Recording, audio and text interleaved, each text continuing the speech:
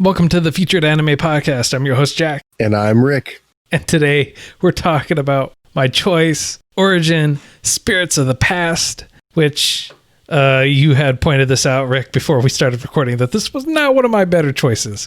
To which I have to admit, it was not a great choice, but it was not my choice, as 90% of mine are not chosen by me. So I at least have that to fall back on. Yeah. And we call that a convenient excuse. I didn't do it. The machine made me. Well, the machine made us in this case. Yeah. Oh, goodness. Okay. So the producer for this was GDH and Asahi Broadcasting, and the studio for it was Gonzo, which also was a producer of it too. Yeah, aside from Gonzo, I don't recognize the other two. GDH, they've done Rosario Vampire, Black Cat, Romeo, Juliet, Last Exile. That makes so much sense as far as the animation quality goes. It was a movie. It ran for about an hour and a half, maybe a little bit longer than an hour and a half. Came out in 2006. It was a original movie, so it had no source material or anything like that, which was pretty nice when they come out with something original, I think, anyways. I'm impressed by that. Yeah, no, the story itself did feel genuine and original, which you don't necessarily find too much of nowadays. Yeah. However, the premise of it, I mean, is kind of there. It is what it is. It takes place in the future, 300 years, or they don't know how long in the future. However, how the world gets destroyed is another story entirely. Yeah, it's a new take. I like it. I like the premise. It was for what it was, a post-apocalyptic movie, and I thought it had potential, and for the most part, it was very predictable, and it lived up to exactly what I was expecting, which I'm not happy about, but at the same time, it's not a drawback. Yeah. You know what I mean? I get exactly what you mean. For me as well, it was honestly a little bit better than what I was expecting. I was expecting a total flop. It really didn't seem like it would be that great of a movie. The genres for it are adventure, drama, fantasy, romance, and sci-fi, which about that entire mix just kind of made me really kind of hesitant on watching it. But after I started watching it and got just powered through it, so to speak, I really wasn't that disappointed in it. It was adequate for what it was, but it could have been so much better. Yeah, romance should be taken out of that because romance was not part of really any of it. I would say the romance portion of it would be more chalked up to the fact that he is a stalker to the extreme, but also saves her. And by him, I'm saying Agito, and by her, I'm saying Toola, the two main protagonists in this. And if you by any chance missed what her name was at first, I'm sure they'll tell you at least another 100,000 times by screaming her name. Yeah, half the dialogue. I agree. Half the dialogue, half Agito's dialogue is him just screaming out Toola. And that's it. I was like, was he saying Toola or Toola? Toola. Yeah. Like half his dialogue was just that. I mean, like, you didn't have to be that great of a voice actor. So apparently they just needed someone that would be willing to yell out Toola half the time for no reason whatsoever. Well, a really short overview of the story without giving too much away, because we'll get into this, is essentially 300 years in the future. I'm assuming 300 because you said it and it feels right. The forest took over the world, and they are now living in a post-apocalyptic world where they are surviving, not thriving, but surviving in conjunction and alongside with the forest, who has its own people, like the druids, kind of, sort of, and it's a really uneven balance. Toola is from the past. She was put in stasis by somebody, and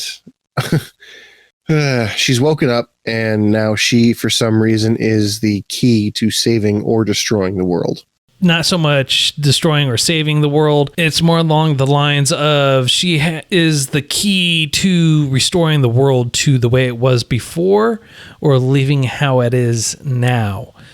So how the forest actually came about being destroyed, destroying the earth anyways, I think is really interesting because the moon absolutely gets decimated in this too.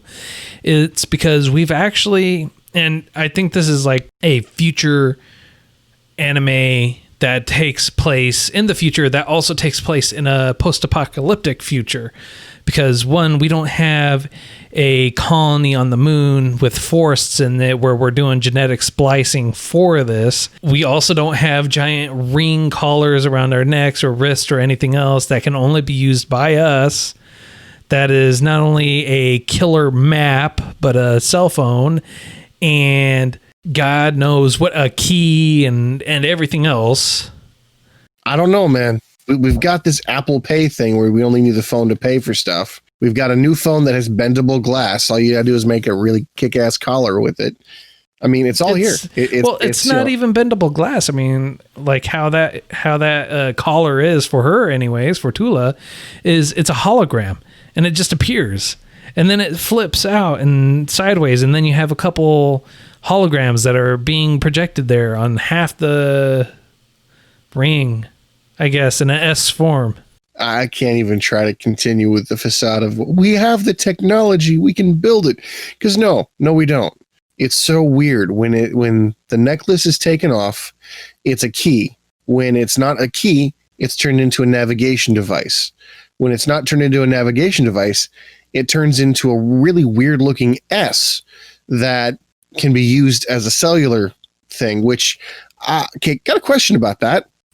The one time, I know exactly what you're going to say. She calls out, and the one time that she gets that call back, someone else grabs the phone, and since it's not Toola, she's not able to pick it up and answer it. It's like, you have like no missed calls in the future? Like there is no call logs in the future? Like you can't just like pick it up and go, oh, I know someone was calling me. Instead, Toola's exact remark was, someone could have been trying to contact me. Well, my question with that is, obviously someone was trying to. Now, I do have two main questions. Number one was just like yours. Isn't there a call log? Isn't there a history? There's got to be a history. There's got to be something to show what just happened. Yeah. And two, who the heck is calling her? Because the only other necklaces we see are broken. And they can't be used by anyone else other than the person they're meant for. Yeah.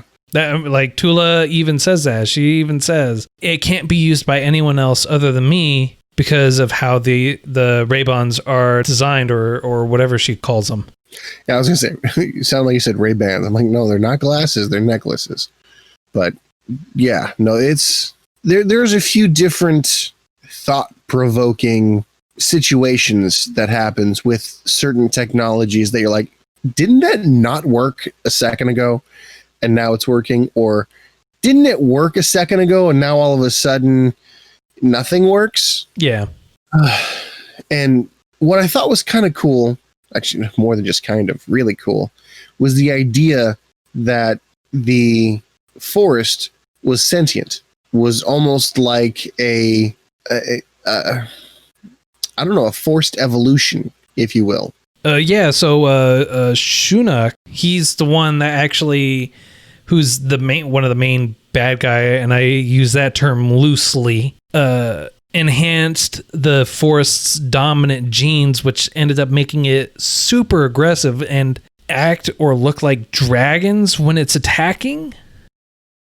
And it destroyed part of the earth, or not the earth, but destroyed the moon and went towards the earth and attacked the earth. And that's where we're at today. Well, in the future. I can only assume that the way that they did things with the dominant gene was maybe it was a dominant growth gene or a dominant adaptation gene, because they were doing weird stuff in outer space with zero gravity. So, and yeah, they came down looking like dragons, looking like sentient dragons, which I thought was quite interesting. A nice I don't know if it was an artistic choice or if it was meant to insinuate that the farther when you push plants to their evolutionary extreme, they result in sentient ideals, I guess, sentient things that can nuke apparently Earth with plants. Yeah, and absolutely have no issues or problems doing it. But also at the same time, create these Zurids, I think is what they called them, beings.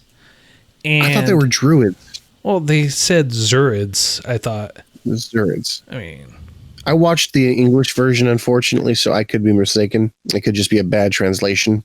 One of the coolest things I thought about the whole thing was the fact that the forest almost seemed like it wanted to be symbiotic, like it wanted to strike a balance, because if you offered yourself up to the forest, it gave you supernaturally enhanced abilities.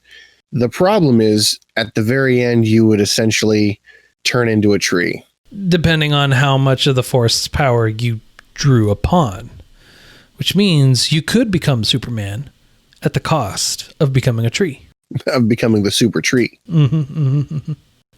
Which is something that happens to Agito's father. He even comments saying that he used too much of the tree's power greedily, and thus he became a tree, or he could not revert himself anymore. But you had two other individuals as well, aside from Shunek, who became enhanced, was Yolda and Hajan, which were basically two of the other founders for the city that Agito is from. And they're enhanced, but they're perfectly fine because they didn't use the force power greedily. Or at all. Like there's only one instance where you see any actual, I guess, superpowered use. And the woman decides to be the mayor, I guess, of her city, of her town, of her, I don't know what you want to call it. Neutral city is what they named it. Indeed. And you never, I don't know, can you enhance your mental capacity? Would that be possible? I didn't see anything that says you couldn't. Yeah, well, I know that they draw partially upon the forest in general. So I know that they're able to have some kind of communication with it and have a symbiotic relationship with it, I would assume. But also at the same time, here's my other question. Mm-hmm. Does that mean you stop aging at that point? That would be kind of crazy to think about, but it might be. It might be the case because you don't really see people who are not physically fit take part in the tree's power. Much to the contrary, Agito goes from this very little toned person. Agito goes from this person with little tone definition before he makes an agreement to take the power of the forest to this completely ripped individual, the physical peak of what his body can perform at. I would say even beyond that, because no natural human body can withstand a cannon at point blank and go, oh yeah, take it to the face and not realize, yeah. Yeah, it's by any stretch of the imagination, he gets flung off a cliff, lands face first on a rock, gets up, wipes off dust, goes, that's pretty interesting, gets bombarded by rocks, and then karate chops a tank in half, basically. Yeah, solid gold. Grade A writing right there. Grade A animation. Well, the animation was actually pretty good. Animation was great. The premise behind the story was really good. I thought it was a really good premise for the story. It was unique. It was definitely never had been done before, at least from what I had seen in terms of a post-apocalyptic future.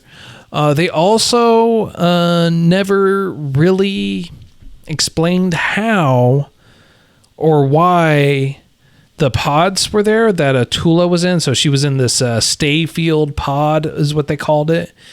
They'd never specified why all the other people died that were in that pod, because you saw a whole bunch of other dead bodies in there. Yeah, that was weird. But you also don't know how many other pods there were in general. Well, we do know that there was at least one other person from the past who woke up. And I would argue that it's not an uncommon thing, only because the mayor of that town was like, "Are you from the past as well?" Just like it was a normal thing to happen. Well, like every so often.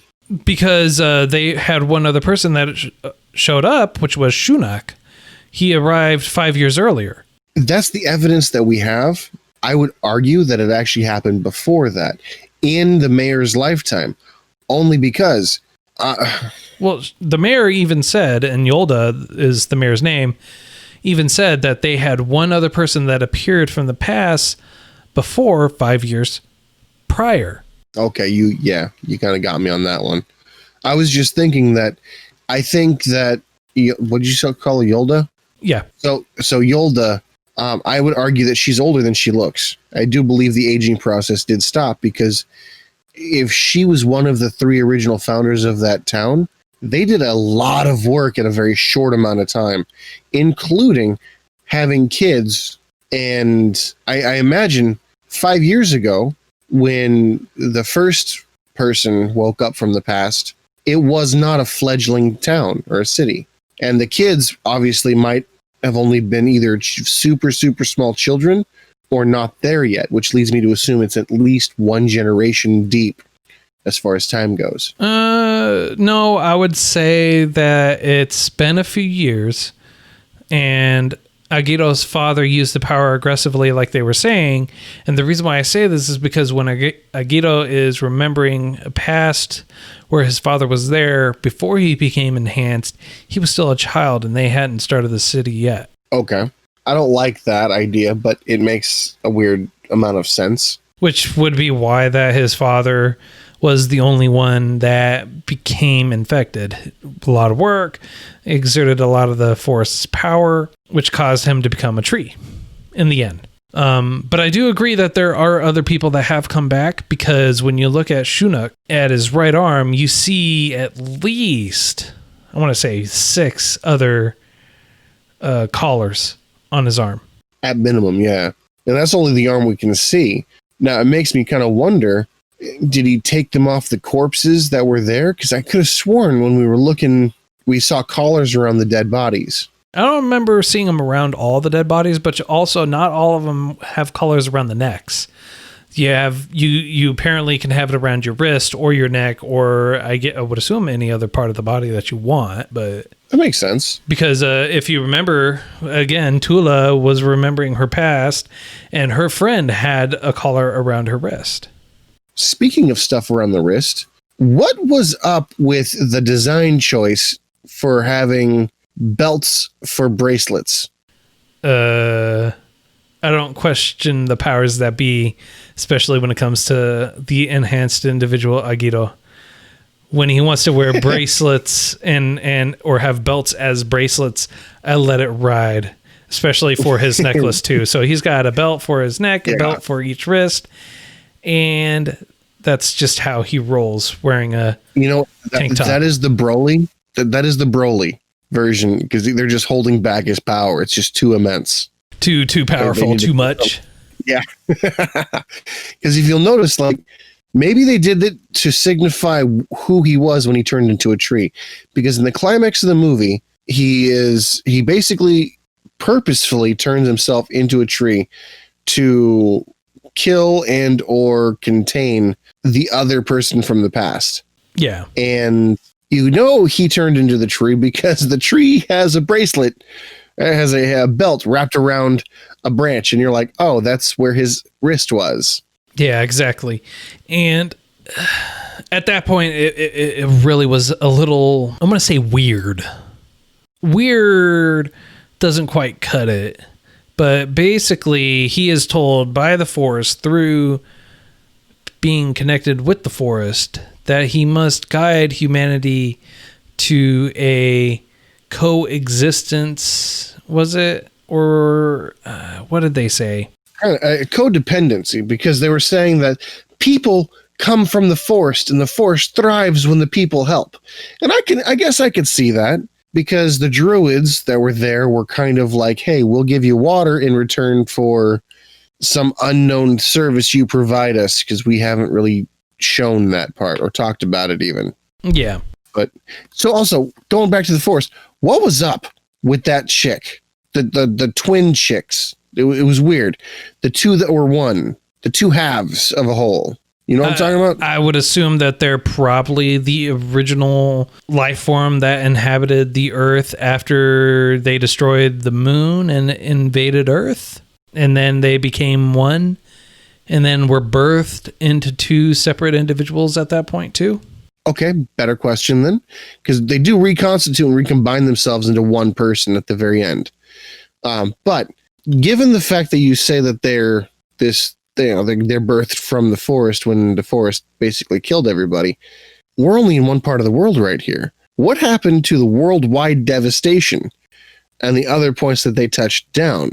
Because it wasn't just in like Japan that a forest grew. It was everywhere. So does that mean that everywhere across the world are these little forest things, or do you purport that the forest is connected via a root system through the ground? So there's obviously more than one forest, but they're all connected. I would say that they're all connected, like a symbiotic entity being together to the very end, enhancing mankind so that way they are born from tree into life. Much like how Agito was when he was born again from that tree. Giant tree nut. The tree was...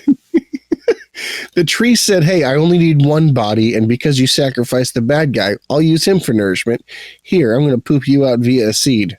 Yes.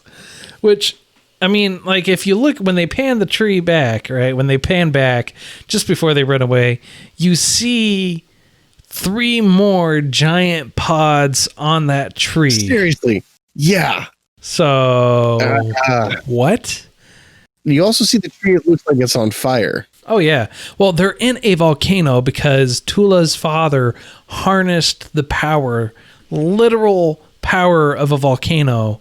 And, you know, the people of the future were like, hey, bro, cool story, but we're going to shoot cannons at you to stop you just because we can. Because the whole thing that helps destroy the forest, or at least helps reset the Earth's balance so that way we can go back to the way it was in the past, was let's move this entire mountain, this entire volcano, put it on legs and have it walk across this land over to this area to where Neutral City just happens to be next to this forest, destroy the forest, apparently the only forest in the world, and that will make everything right. And not only that, you've got jet engines powering this thing, right? They look like airplane engines, turbines. Oh, yeah. And these bullets seem to just deflect off of these turbines? Why not? I mean, like, after they're done, an entire wall arsenal of rockets just, like, pop out of the side of the mountain and shoot at them, not even destroying them all. I mean, like, they have got to be the worst AI-aimed rockets ever. Like, and they do next to no damage. It's like you destroyed like maybe a tenth of their fleet, and you have an entire mountain of guns, of cannons aiming at them. How can you miss? Well, you know, fire beats wood, so yeah, that makes perfect sense. Of course. Oh man, the plot fell apart for me right there when they're like, "We're just gonna move a mountain." Yeah. Okay.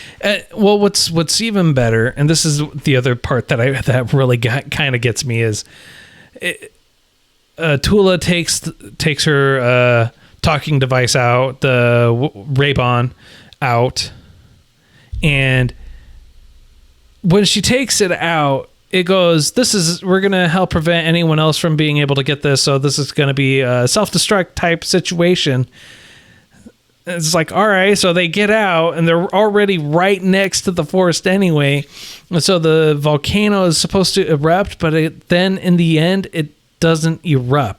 It just shot some lava bombs out of the top, and then it said, we're done. Cool. Well, technically, they blew out a side of the mountain to try to I don't know. They couldn't blow out They didn't blow out a side. They blew out a pimple. But it's still enough. You got to squeeze all the magma out of it, you know? Yeah. I don't think you need so. a hole at the bottom of a barrel to drain the water, just saying. So a hole at the bottom of the mountain to drain the magma out. I don't think so. Not even close. Oh, man. It was... Yeah, and then you have the Olympic level running this kid does. Hold on tight. I'm going to outrun lava and gravity. Well, it's not even the Olympic level of running. He is what the $6 million man strives to be. Well, I think we basically covered everything we really can. I don't think there's too much for us to talk about. Oh, there actually is. There's one more thing I want to touch on. And that right there sums up the movie. Is that it? Nope, there's more. There's more. Yeah. Why did she throw away the Ray-Ban?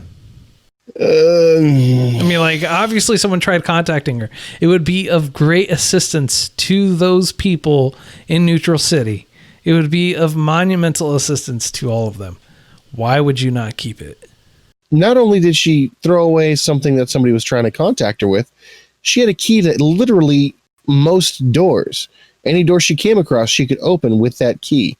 And obviously, there are facilities that still have power. Yes. Because it was, they had a force field door that she was able to open with her key. You got a skeleton key to the world? Please, let's throw that away. Yeah. And that basically sums up the movie. It's like, I have the key to the world. I don't need this anymore. Chuck. Oh, goodness. Okay. All right. So, on a scale of up to 10, sir, how would you rate this? Judging by how we first started talking about it, low 3s. But in all honesty, I think it was a good movie. It wasn't what I was expecting, and it did let me down in the end. Well, the end actually wasn't so bad. The beginning, the beginning and middle kind of let me down. It subverted my expectation and became extraordinarily predictable. Yeah. So I'm gonna. I like even numbers. I'm gonna go with 8. I was just debating on between 7 and 8, and yeah, 8. Okay. All right. I'm good with that. I guess you're gonna give it. I'm gonna go. I guess you're gonna give it like a 6 or something. Actually, I was gonna go with the 6. So yeah, I gotta go with the 6. It was a good story. It was a good movie. The animation was clean. I was hoping for so much more from it. I mean, like, I got more than what I was originally expecting from it, but at the same time, I was expecting for so much more to happen, and I was just severely let down, unfortunately. Well, these things happen. I think that next time you tell me that the producers are in there, I'm going to be a little more excited, because this does show promise. How old is the movie? Do we know? Yeah. I said it at the beginning. It came out in 2006, so it's about 14 years old. Oh. Mm-hmm. That makes me sad. Yeah. That doesn't give me much hope. I was like, oh, they'll be able to go forward and do better stuff. No, I would have heard about better stuff by now. Oh yeah, no, I'm sure better stuff has come out by now. I'm pretty sure this was swept under the rug, and they're like, no, that was a mistake. We know it. I'm sorry. I don't mean to add. Actually, I do mean to add, because I'm saying it now, obviously.